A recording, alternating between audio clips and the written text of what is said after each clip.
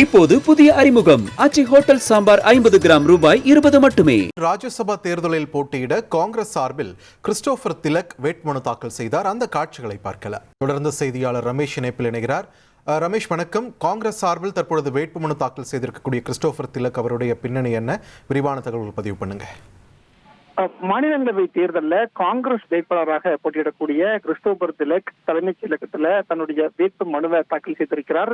முதலமைச்சர் முன்னிலையில கிறிஸ்டோபர் திலக் வேட்பு மனுவை தாக்கல் செய்திருக்கிறார். காங்கிரஸ் கட்சியின் மேலிட பொறுப்பாளர் கிரிஷ் சோடங்கர், மாநில தலைவர் செல்வ பெருந்தகை, கூட்டணி கட்சி தலைவரான ஜவாஹிருல்லா ஆகியோர் உடனிருப்பதை பார்க்க முடிகிறது. கிறிஸ்டோபர் திலக்கை பொறுத்த வரைக்கும் காங்கிரஸ் தொண்டராக பணியை தொடங்கி இளைஞர் காங்கிரஸ் மூலமாக தன்னுடைய அரசியல் வாழ்க்கையை தொடங்கி காங்கிரஸ் கட்சியில அகில இந்திய அளவுல முக்கியமான பொறுப்புக்கு சென்றவர். காங்கிரஸ் கட்சியின் முக்கியமான தலைவராக இருக்கக்கூடிய ராகுல் காந்தியின் நெருங்கிய வட்டாரத்தில் இருக்கக்கூடியவர் கிறிஸ்டோபர் திலக் அப்படின்னு சொல்றாங்க. வட மாநிலங்கள்ல, குறிப்பா மணிப்பூர், நாகாலாந்து போன்ற மாநிலங்கள்ல காங்கிரஸ் கட்சியினுடைய பொறுப்பாளராக பணியாற்றியவர். வட மாநிலங்கள்ல காங்கிரஸ் கட்சிக்கு முக்கிய முகமாக கிறிஸ்டோபர் திலக் பணியாற்றியிருக்கிறார்.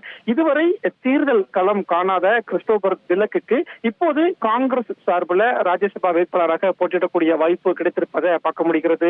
திருச்சியை பூர்வீகமாக கொண்ட கிறிஸ்டோபர் திலக் தமிழகத்தில் இருந்து ராஜ்யசபா வேட்பாளராக செல்கிறார். திமுக ஆதரவோடு வேட்பாளராக செல்கிறார் அப்படின்னு பார்க்க முடிகிறது. நேற்றைய தினம் திமுக காங்கிரஸ் கூட்டணி உறுதியாகி இருந்தது.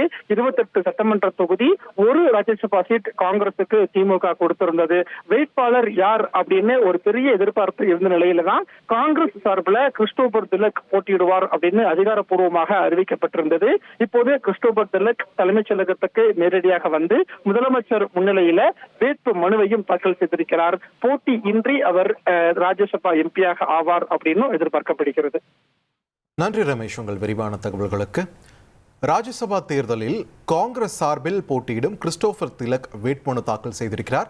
அந்த காட்சிகளை மீண்டும் ஒரு முறை பார்க்கலாம்.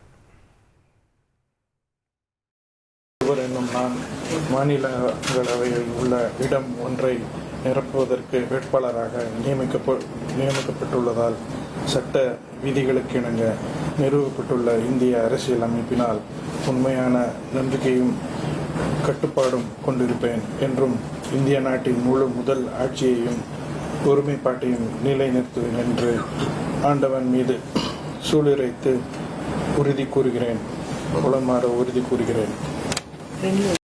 இப்போது புதிய அறிமுகம் ஆச்சி ஹோட்டல் சாம்பார் 50 கிராம் ரூபாய் 20 மட்டுமே.